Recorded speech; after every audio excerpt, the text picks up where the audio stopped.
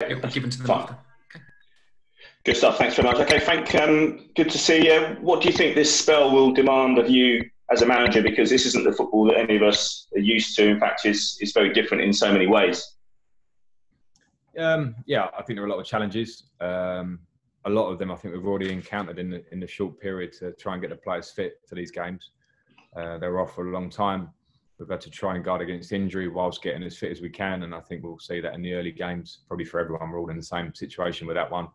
And then, yeah, just making the players as aware as I can of the challenges that are coming up and things that look different. But there are things that are different. But one thing that pretty much remains the same is the players on the pitch realising what's at stake in these games and performing to the best of their abilities to try and win for Chelsea. So that's the focus, and we'll try and take that into every game. You've acted very swiftly in the transfer market. You've obviously been thinking about it over the intervening months of the enforced break. Do you believe Timo Werner is one of those players who will lift you slightly closer to the top two next season, even challenge properly? Well, I think he's clearly a player that we liked. I've certainly followed him for a long time myself individually, just as a talented player, even before I had this job. But as a club, clearly we went for him, and he certainly will strengthen us, in my opinion. Got huge talent, has had a fantastic season this year, but before that as well. Where we probably couldn't do as much business in the last couple of windows, for whatever reasons, it's given us a chance to see some youth have more time in the team. But we were very clear about we want to improve, and Timo Werner we feel was a signing that would improve us. I'm certainly very excited to have him playing for Chelsea, and we look forward to having him. We've obviously got games to encounter now to try and finish this season well, but we do look forward to having him for next season. Did it feel like a coup for Chelsea to get him, because it looked for quite a while as if he was going to Liverpool? I mean, what were the dynamics? What changed to get him to your club? I don't know. That's probably a better question to ask Timo himself than myself. We worked as hard as we could. I had good conversations with him personally, where I think he hopefully understands what I want to do here with the club, how we work, how we play. Hopefully, it seemed like it came across as a really exciting project for him, because he obviously had some very, very good options. So yeah, we're happy with that, and it was very joined up from our end how we went about it, and we're just pleased that Timo's decided to come to us. What did you make of the first two games on Wednesday night, obviously at Villa and at Manchester City? And more specifically, what did you make of the GDS decision? Was it a case for the VAR and maybe even the referee to intervene on that? Is that what you'd expected? Yeah, I would have done. And I feel for Sheffield United and Chris Wilder, because their emotions rightly would have been running very high because of what is at stake in these moments. And I also have sympathy for the referee on the pitch. It's something that I think we all pretty much take for granted, that it works. And it's worked thousands of times, as we've all been told since. So I think it was a difficult situation. Clearly in future, I think we have to make sure that VAR is across it and makes doubly sure. It's one of the reasons that VAR is there, to back up decisions. We thought this one was clear cut, and now we realise that it isn't. So I certainly feel sorry for Sheffield United. In terms of the games, I really enjoyed it. It was great to have football back. Great viewing for us all. We've all missed it. All quality teams playing, and we've got more to come. Are you keen to bring Ben Chilwell in from Leicester? It'll be difficult to get him out of there when he's playing well and they're in the Champions League places. Yeah, I'm not even going to speak about Ben Chilwell or any other players. Out of respect, we're focusing on our games this weekend. Every other Premier League team is doing the same, so I won't get involved in any talk about future ifs or buts. Thanks, Frank. Cheers. Thank you. Okay, we'll go over to Moose at TalkSport.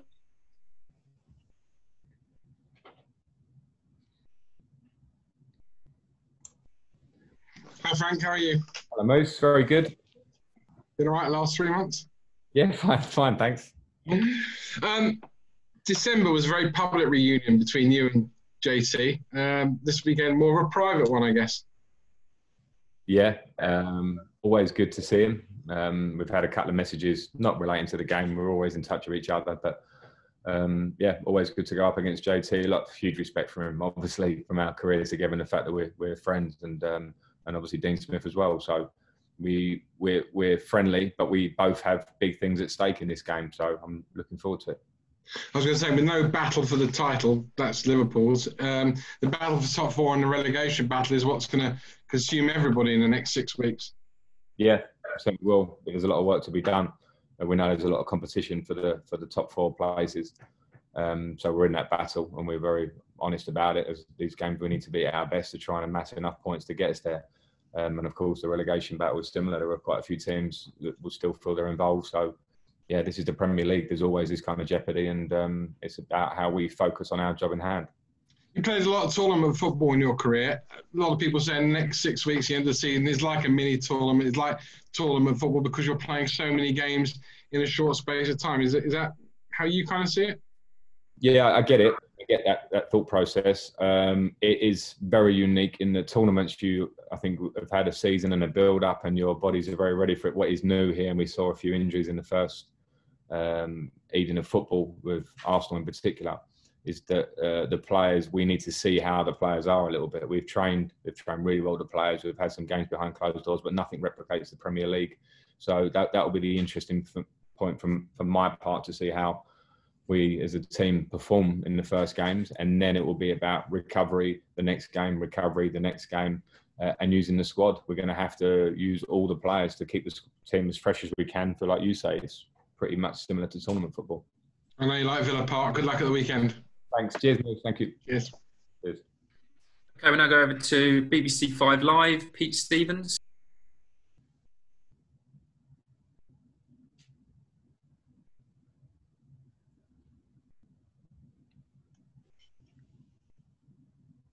Hello, Frank. Hi, Pete. Hi, how are you? Good, thank you. Good. Frank, when you're in the dressing room tomorrow, what's going to be the biggest challenge for you? Is it to sort of say to the players that don't go full throttle straight away, well, let's build into the game?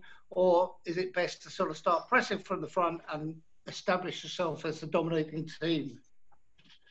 I think we have to go full throttle no matter what game it is. We have the ability to use more subs than usual.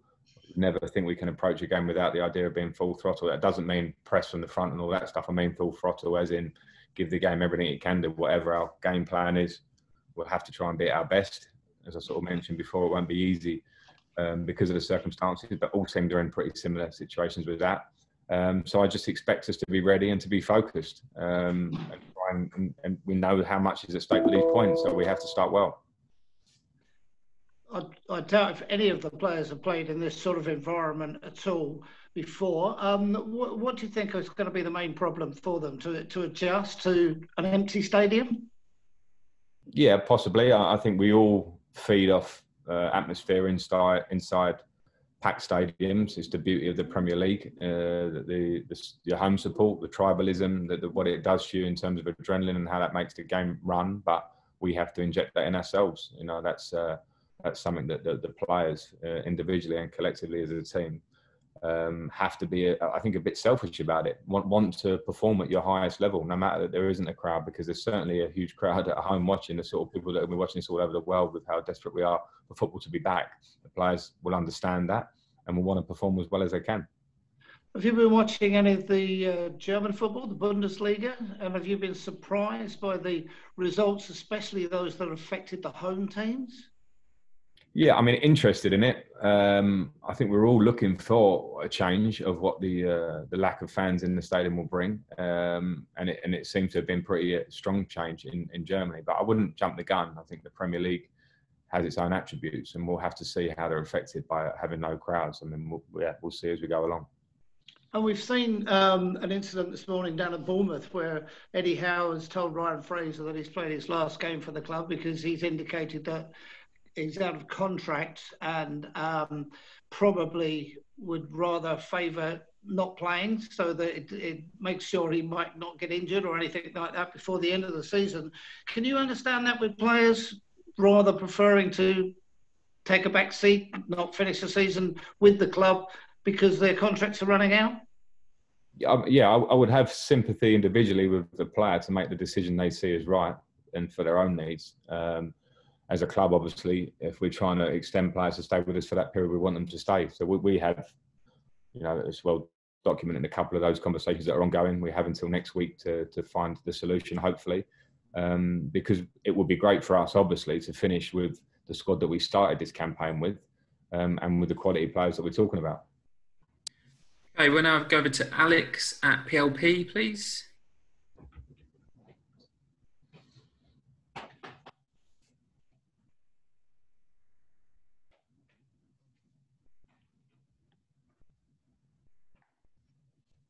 Hi, Alex Aldro, PLP. Can you hear me okay? I can hear you, Alex. Okay, perfect. So Frank, you mentioned you've spoken to Timo a lot. Did you speak to him straight after he signed? And if so, what did he say to him? Tell me about that conversation.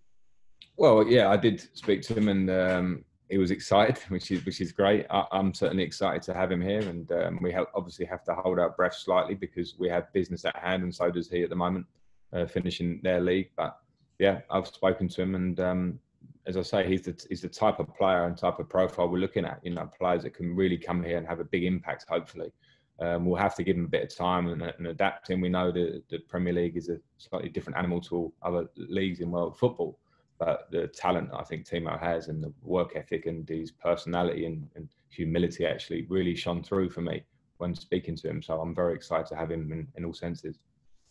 What's the team news for Sunday? Do you have a fully fit squad to choose from? And we have a couple of issues. We've got Fikayo Tomori has got a muscle injury, probably from the stresses of trying to get fit quickly. We've had to try and go against that. But with Fikayo, he has an injury that should probably keep him out for the next 10 days or so. And with Callum Hudson-Odoi, he had a small injury earlier on in the training process, and he's not match fit, albeit he's physically fit now. And are you pleased with what you've seen in the friendlies, and have those games helped the players adapt to playing in an empty stadium? I hope so. It's been a good process, obviously, to do that, because the players will have to get used to that and get used to it very quickly. I'm pleased with some things I've seen, but the real judgment will come on Sunday and onwards, and when it really matters. So we have to be ready. And would you say Aston Villa have a small advantage going into the game, given the fact that they've already played a game at Villa Park behind closed doors since the restart? Maybe. I think you could look at it that way. They've sampled the change in atmosphere and the things that come with that behind the scenes almost as well, the protocol for match day. And maybe they've had a game at a level for their fitness. You know, they have 4 days between games to recover. So maybe there's that, but I don't want to lean on that too much going into the game.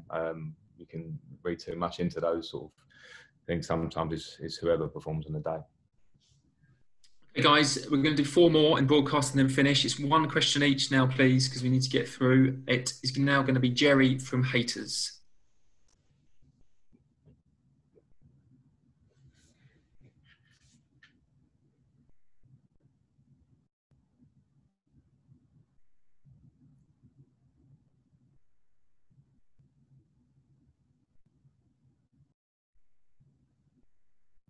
Jerry, don't forget to unmute yourself to begin your question, please. I've got you. Frank, are you okay? Hi, Jerry. You can hear me, yeah. Ruben Loftus-Cheek, is he looking fully fit? And will you have to manage him a little bit carefully through this period after so long out? Yeah. He is looking fit. He's taken part in our training games. He's worked really hard, Ruben, to get back. It's a very difficult injury he had, and we've really missed him this season. So he's got himself into a position where he's fit. Obviously, we haven't had enough matches really for him.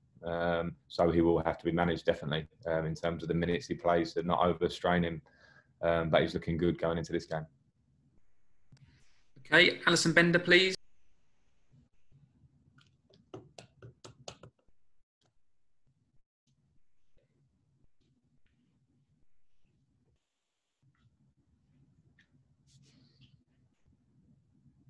Just remember to unmute yourself, Alison. Yeah, just doing it now. Yeah, Alison, I can hear you. Yep. Hi, Frank. Good to see you in these strange circumstances. I just wonder how difficult it's kind of been if you've got a bit of a selection dilemma on your plate, because obviously you've had a few players coming back. We just spoke about Ruben Loftus-Cheek. I know that Kante as well is obviously making himself available now, or so we hear.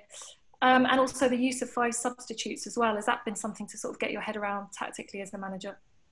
Yeah, I mean, I think it's a nice problem. We've missed big players this season, and big parts of it. Ruben, for instance, hasn't played for us N'Golo Kante's played about 50% of the games. We could go through them, we've missed them. So I enjoy the problem, and the message to the players is whether you start on Sunday or not, we're going to need pretty much everyone in this squad.